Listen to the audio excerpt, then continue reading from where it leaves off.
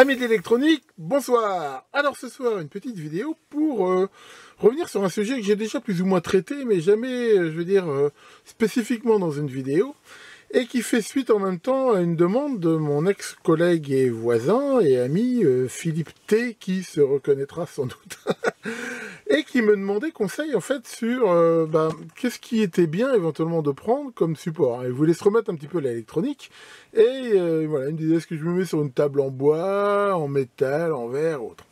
Alors, en fait, il y a plusieurs réponses à cette question, et je suis pas sûr qu'il y en ait une vraiment universelle. Alors, en gros, quand on pratique l'électronique, qu'est-ce qu'on fait? On fait généralement deux choses. On va câbler éventuellement des circuits, c'est-à-dire que qui sont hors tension, et qu'on va manipuler parce que voilà, on peuple un PCB, on soude, enfin voilà, on fait du montage, des trucs comme ça.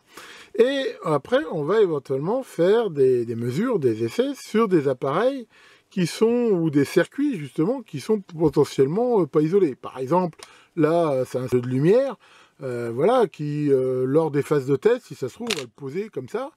Et voilà, faut faire attention où on le pose, hein, j'en avais déjà parlé, parce que, voilà, à la limite, il y a éventuellement de la tension secteur qui se balade, ou peut-être même en basse tension, mais si on le pose sur quelque chose qui est potentiellement conducteur, ça peut modifier le comportement des circuits. Donc, on va dire, voilà, c'est un petit peu les deux grandes actions qu'on va faire. Et donc, la question est, voilà, sur quoi je travaille? Est-ce que je travaille sur un établi en bois, en formica ou autre? Alors, pour ce qui est, je veux dire, de tout ce qui va être montage, tripatouillage et tout, il y a les fameux systèmes qu'on dit antistatiques, de façon à éliminer en effet les charges. C'est quoi l'idée? L'idée, c'est que selon la façon dont on est habillé, selon l'humidité de l'air, selon pas mal de choses, on peut se charger d'électricité statique. Vous avez tous connu ça, hein, des fois quand on enlève un vêtement en synthétique, par exemple, voilà, on sent les petits crépitements, ça sent l'ozone. Pourquoi? Parce que justement, l'électricité statique crée des tensions qui sont très fortes, hein, de l'ordre de plusieurs milliers de volts, et dans l'air, voilà, ça finit par craquer. C'est pour ça qu'on entend ce crépitement. En fait, il y a des petites étincelles. D'ailleurs, on peut les voir si on enlève un pull, par exemple, la nuit, et ça sent l'ozone, voilà, parce que voilà, avec l'oxygène, lors de ces décharges électriques, se transforme en partie en ozone. Et c'est pour ça qu'on sent cette odeur caractéristique. Et ça, c'est pas du tout bon pour certains circuits électroniques, en particulier ceux à haute impédance, donc tout ce qui va être circuit MOS et autres comme ça, et choses comme ça. Je rappelle que par exemple un transistor MOS, il fait une sorte de condensateur avec le drain et la source, et que voilà, si à un moment donné on dépasse des tensions trop hautes, ça va justement claquer. Et en fait, ce qui les décharge, c'est pas réellement la tension en elle-même, c'est qu'au moment où on atteint la tension de claquage, c'est ce qui fait en fait cette étincelle, hein, qu'on le voit, ça fait un moment une sorte de court-circuit, et qui fait passer un courant qui est certes faible, mais qui peut être suffisant pour endommager les structures très fines qu'il y a dans les circuits. Donc là-dessus, quand on va manipuler des circuits, il est conseillé, en effet, d'être dans un environnement dit antistatique. En gros, c'est quoi le principe? C'est de travailler, en effet, déjà d'éviter tout ce qui va être blouse en nylon, moquette, enfin voilà, tout ce qui a tendance à faire de l'électricité statique. Éventuellement, dans certains cas, ça dépasse souvent le cadre de l'amateur, de bien contrôler l'humidité de l'air. Des fois, on met des humidificateurs, justement, pour rendre l'air un peu conducteur, de façon à éliminer ces charges. Éventuellement, d'utiliser ces bracelets, hein, je vous avais déjà montré, hein, qui sont des bracelets que justement, via un fil, on va relier à la terre, de façon justement à écouler ces charges. Mais quand on fait ça, généralement, on le fait via des résistances qui sont assez élevées. On pourrait se dire, c'est super, moi je vais travailler sur une plaque en inox directement reliée à la terre. C'est pas une très bonne idée de faire ça. Pourquoi? Parce que ce qu'on veut justement éviter, c'est les décharges trop brusques, dans la mesure où c'est ça qui va faire du dégât. Donc généralement, l'idée, ça va être de faire des décharges électrostatiques, je veux dire, assez lentes, mais pour des tensions, il ne faut pas oublier, qui sont très élevées, avec des impédances qui sont très élevées. Pour ça que généralement, par exemple, ce genre de bracelet, on considère qu'il faut, par exemple, les relier au plan de travail, les relier à la terre, mais pas directement. Souvent, on conseille de mettre une résistance de l'ordre d'un mégome. C'est largement suffisant pour écouler ces charges électrostatiques, hein, en limitant le courant à des valeurs qui sont safe pour les circuits, et en même temps, voilà, on ne cherche pas à avoir quelque chose de violent, et c'est même au niveau de la sécurité, mettre quelque chose en contact de la peau directement à la terre, si on touche un potentiel dangereux, ça peut faire passer un courant qui est dangereux. Donc voilà, faut y faire attention, ça, et donc généralement quand même les bonnes pratiques au niveau justement câblage sensible et tout, bah, c'est d'avoir un plan de travail relativement conducteur, mais pas hyper conducteur, sur lequel on va relier justement ce bracelet, hein, qui va nous mettre au même potentiel. On peut relier la station de soudage, et le tout éventuellement à la terre, ce qui va permettre d'écouler les charges statiques. Pour ça, il est conseillé en effet de travailler sur des choses un peu conductrices, et il existe, et c'est ce qu'on voit ici en noir, des plans de travail qui sont justement conçus pour avoir cet écoulement électrostatique, c'est-à-dire des résistances assez élevées. Après, ça par contre, on va le voir, ça peut des fois être gênant.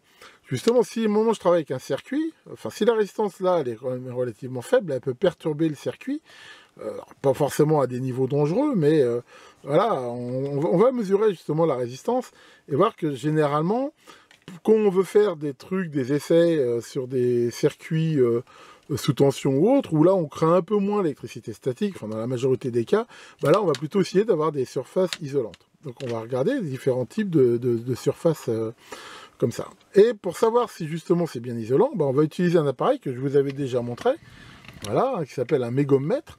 Hein, on ne peut pas mesurer ça avec un ohmmètre normal. Pourquoi? Parce que d'abord la tension de mesure est beaucoup trop basse, et alors qu'il peut y avoir des phénomènes en fonction de la tension qui font que les résistances ne sont pas réellement linéaires. Il peut y avoir des claquages, des ruptures de diélectrique, enfin des choses comme ça.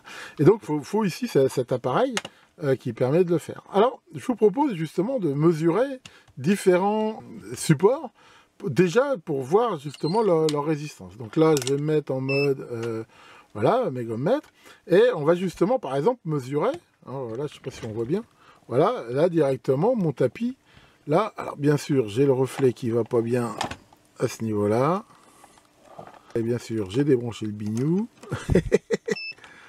parce que je l'alimente sur Alim, hein, parce que je sais pas si on va bien voir, ah voilà, là on voit bien, voilà. Donc là je teste avec 1000 volts par exemple, et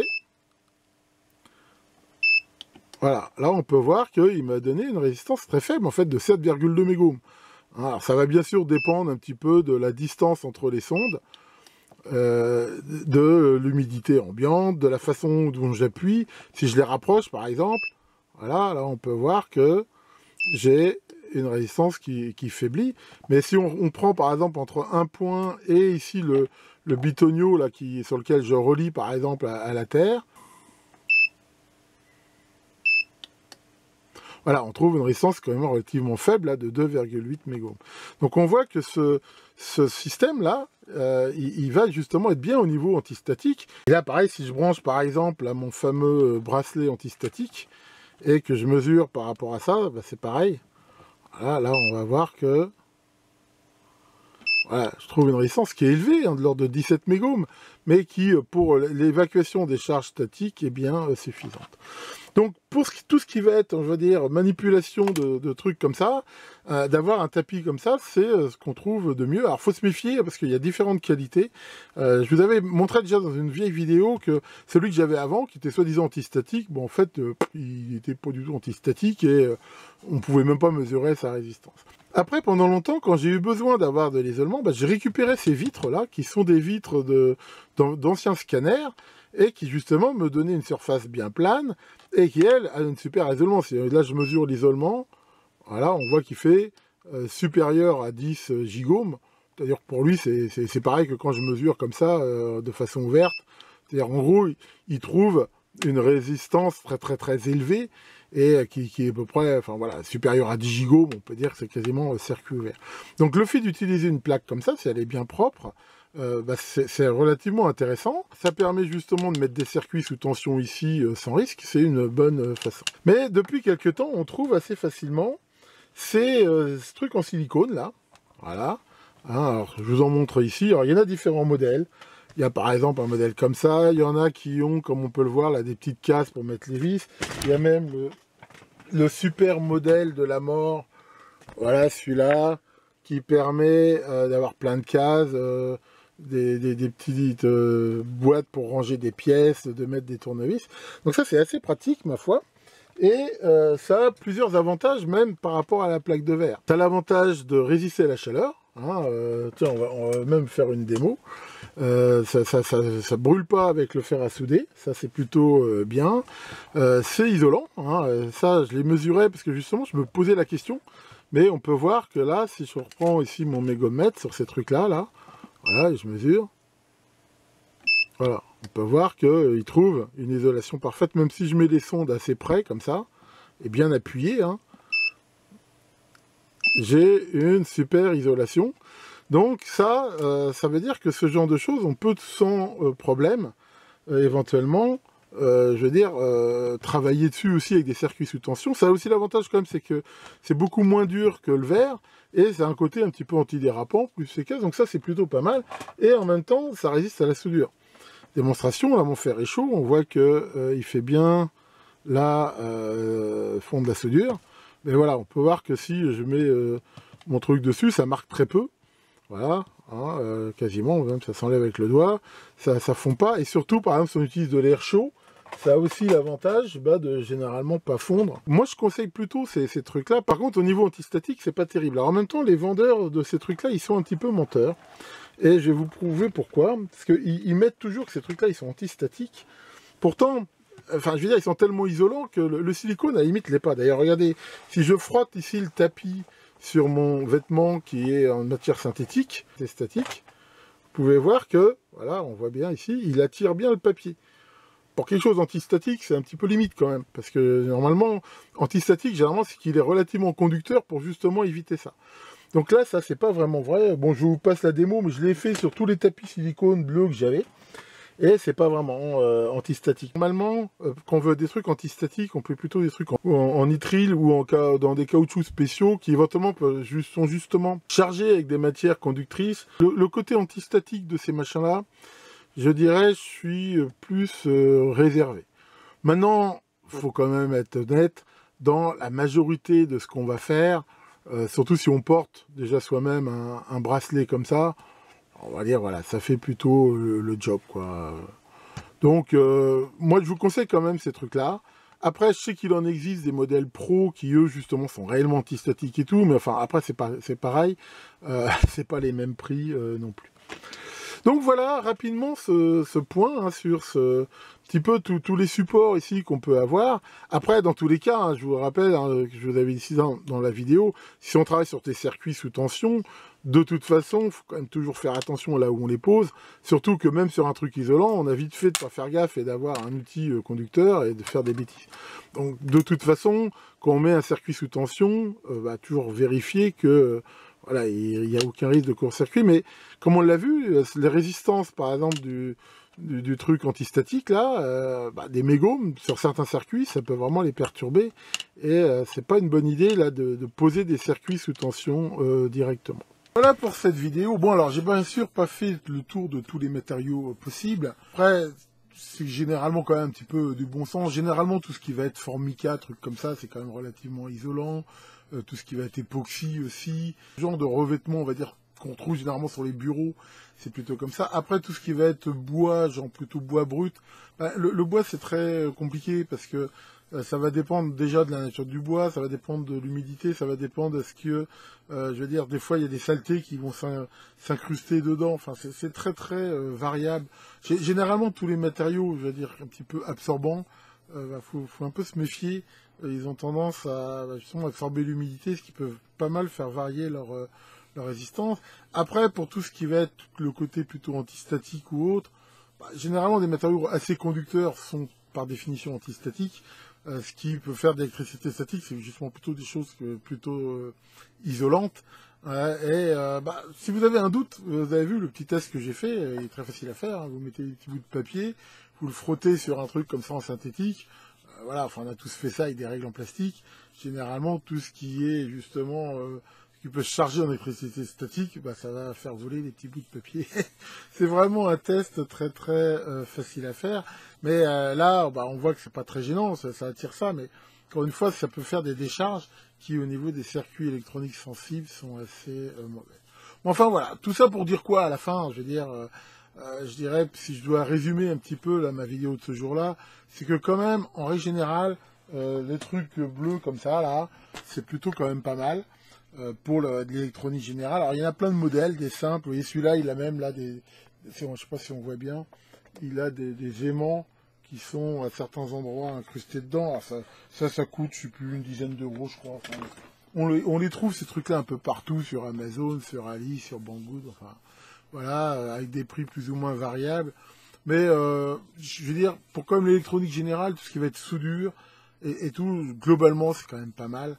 Mais à la différence de ce côté un petit peu antistatique, qui, comme on l'a vu, les Chinois marquent facilement dessus, alors que ils sont pas si antistatiques que ça.